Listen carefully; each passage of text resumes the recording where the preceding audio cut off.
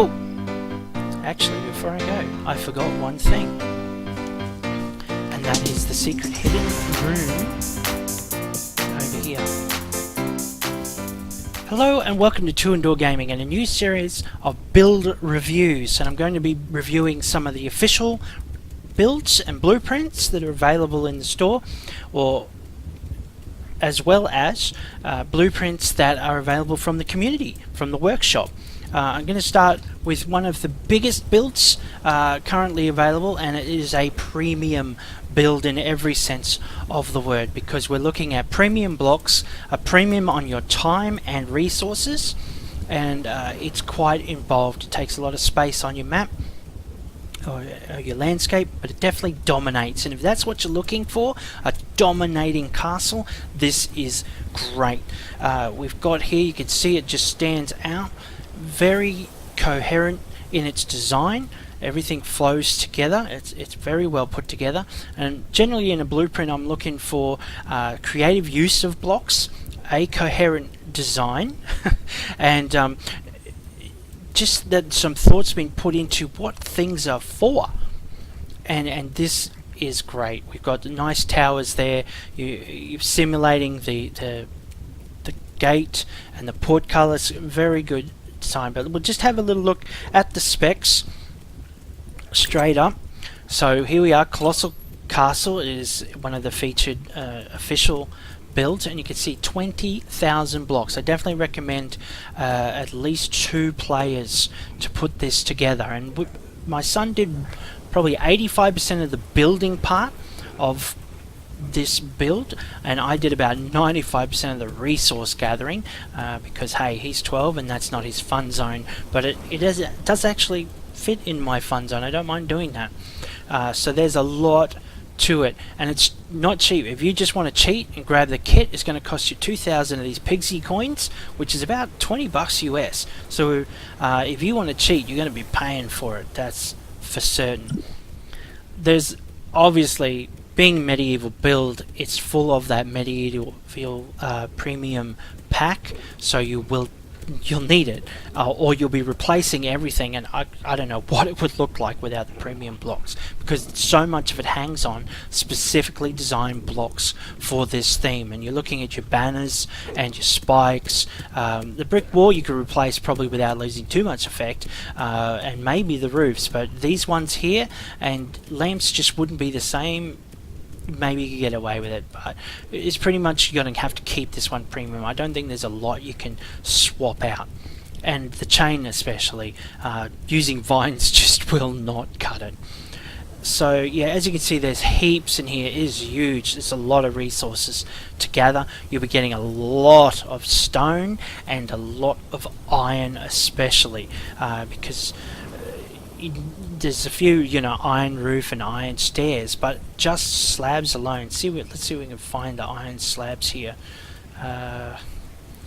229 iron slabs just for those. 1,000 stone slabs, not to mention all the stone that goes in the stone stairs and the brick wall, and yeah, a lot of stone for this build.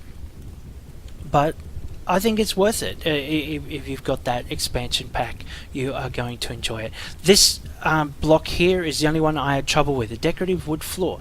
Now, the decorative stone path is another block that you need to find the recipe. You can't buy it, and it's not a default. You can't unlock it. You've actually got to find it for your character. And while the path I've got that very early on. I've played over 800 hours on this game and still have not found the recipe for the decorative wood floor, so we had to swap that out with something else to finish the build. So that's a couple of things to be aware of. And water, obviously you're going to need a mining glove, I think iron or higher, to harvest water. So there's the requirements. Like I said, a premium on your time and on your blocks, but it looks good. You're going to have to travel a bit. You've got wildwood, you've got savanna tall grass, and weeds. So you're going to have to travel a bit to get some of the materials. Just find a couple of different biomes. But this looks good. You've got the drop gate, and obviously Nice use of chain, death statues. We found ourselves jumping off tall trees to get all the death statues we needed, but very creative use of those blocks. Lovely little touches here with the obsidian and the iron stairs. We've got lots of iron slabs for the portcullis. Here we go, Crow Castle, because this is on my son's world called Crow Villa. This is the courtyard. This bugs me a little bit. I've used a few different textures with the grass slabs, grass slopes, but I'm not sure to what effect, because it's a bit all over the place. So I'm not sure what it's supposed to be. Like, what's the slab doing just there? Anyway, I like it to have a bit of purpose, and that just looks a bit messy for mine. But we have a nice little animal pen with a weird little down part. Maybe that's supposed to be a water. No, it doesn't have water, so who knows in that regard. And a blacksmith's over here. That's the presumption anyway, with nice use of fireplace, bit of hardened lava, and a little blacksmith home inside. And this is a good space you could use for storage, certainly, or if you've got more than one player using the space, then that's a good base for a bed and what have you. Nice touch, the little blacksmith's shop in the courtyard. So around we've got good use of those cross swords embellishment, great use of the banners from the windows, bit of a crest. So these are really nice touches, and you see it's purposeful. It all holds together quite well with the towers. We'll just go up here in the walkway around. Good use of slabs for crenellations and whatnot. You can travel most of the way around the walkway. Go up here. So yeah, like I said, holding together well. I'm not sure about the medieval roof. The red's just a little off-putting for me, but it's a nice touch having the torches on top, and that creates a nice effect at night, and I'll try and show you that. We've got some switches here, but they're just for effect. I guess the idea is these are burning oil. When you're holding out the peasant hordes, you can splash them with that. We go back up. You should get a good overview. Now those obsidian stone structures you see either side of the main building, now the Me on 6 could actually work out what they were supposed to represent, and we feel like it actually detracts a little from the build. I don't know if they're just trying to fill the space, or it almost looks like I don't know if you saw that terrible Wild West movie with Kenneth Branagh and Will Smith, where the spider clockwork ironwork spider thing, it almost looks like that building is going to uproot and walk around on those legs. So we're not even sure what that's for, let alone what purpose it's designed to serve. But hey, you know, sometimes I think people are just trying to clear the space. Is what it comes down to. These are a nice touch, these little balconies just to look out. Don't make a lot of sense defense wise, but it certainly looks good aesthetically speaking. Okay, so we might just pop down here. I'll show you the throne room, the entrance to the castle. This is a nice space. Good use of carpet, torches. A little bit dark there. If it was me, I'd be lighting that recess. I like nice, well lit builds. But we've got a great throne. I shall survey all that come before me. And these are just sort of side exits.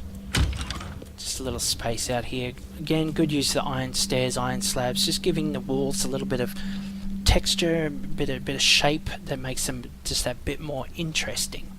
There's the peak stone in the corners. I guess that's a function of making the build organic from when they originally made it. Obviously on a mountain top. What it means is that you're going to get Rambos and Arctic Mirus spawning in here because they spawn on the peak stone. So that's an interesting choice in that regard. I'm not sure I like it. I would have taken it out myself, but we could always do that. Another thing I don't like is the grass on stone. And there's a lot of that around, and some of it has to have been placed intentionally because it's weeds and savanna tall grass, and you don't find that naturally growing. You don't find grass naturally growing either on stone, to tell you the truth, but so that annoys me. It just gives a messy look. And maybe if you're going for deserted castle, sure, but yeah, I don't like having that grass on. For me, I like to clear that stuff out of the way, give a clean build. If people want to add it themselves after, go for it. But yeah, put in gardens. Seriously, if you just want some greenery, put in an actual nice garden rather than just tufts of grass randomly poking out of stone. That's just my little beef. Over here under the stairs, a bit dark here. Could do with some light. 6-4 wants to make his teleporters here though. In this space, you could also use it for storage. That's one thing you're going to have to decide if you want. If it's going to be your base of operations, obviously you need a processing section, storage section, and teleporters. So that's, if it's going to be more than decorational, you've got to find that space. And I think you could easily take out that peak stone, or make this corner a processing center. Just use the space in a different way. Just add to the build, make your own little space to it, and you'd have, you've got your access to the corners quite easily, for either from the courtyard or from the center of your build. Good use of the roof there, just giving a little more texture and color to the space, along with the banners.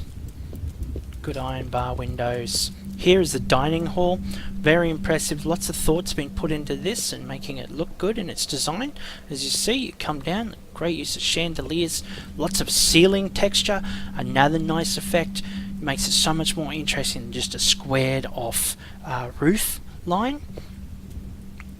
People might think, oh, well, why bother, especially when it's a high ceiling, but it's amazing the effect when you walk into a room looking around. It just gives it that much more of an effect to it, an ambiance, or whatever you want to call it. So yeah, this dining room is nice. They've definitely got creative using vines and flowers. I find this a little overwhelming myself, because as you can understand, it's taking up a 5-block sort of radius, because you've got the vines in the middle and the flowers coming out of the sides, and that's a little overwhelming for me. And while this is very creative, the shrubbery in the corner, it's poking out and it's making it feel a bit claustrophobic, that space. But that's just, see, if you put it here, I think it would maybe be less, because you'd fill that corner, give it a bit of colour, but it's not a walkway per se, and I think that'd be a nicer spot. But quibbles for a very good build. So there we go. We're coming in the night, and I did that on purpose, because if the build looks good during the day, it looks even better at night. Lots of good lighting, a nice effect, and we'll just come out of here, back outside, and you can just have a look at what it looks like. Whoa, dive! I didn't mean to do that. Oh, wrong button. Get out of here. So we'll fly around.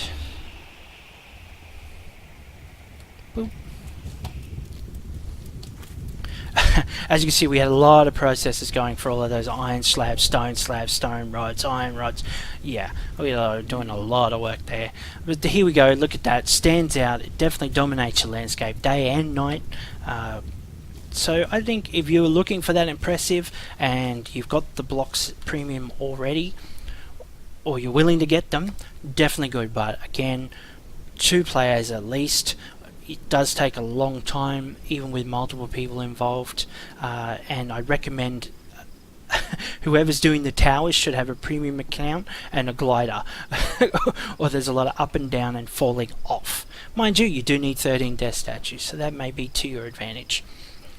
So there we are, there's our first of our blueprint reviews. You'll see me again with some more official ones and workshop ones soon. Thanks for watching. Oh! Actually, before I go, I forgot one thing. And that is the secret hidden room over here. Now this is a nice touch, and I can't believe I almost forgot it, because it is one of the coolest features of the build. And that is the dungeon. Over here we have a nice trapdoor, so You get your enemy to stand on it here. Just stand there. Let me take a photo. Open the trapdoor and down. Look, I like the spikes. Isn't that a nice touch? That does not look like a comfortable fall. If I can make it, here we go. Up into the dungeon with you. So that's a nice trapdoor effect. Very dark in here. I don't know if they want things to spawn or not.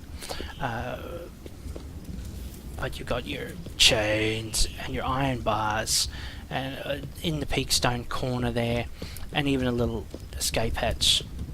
Oh, sorry, that was accidentally put in there earlier. Little back door escape. So that's a very nice touch. I'm glad I remembered that before it was too late. And I keep putting down that wax. Woo, instead of closing the door. That's better. So there we have it. So that's a bit of that organic view. Again, I'd take it out, make a different kind of dungeon, but a nice effect. Anyway, thanks for watching.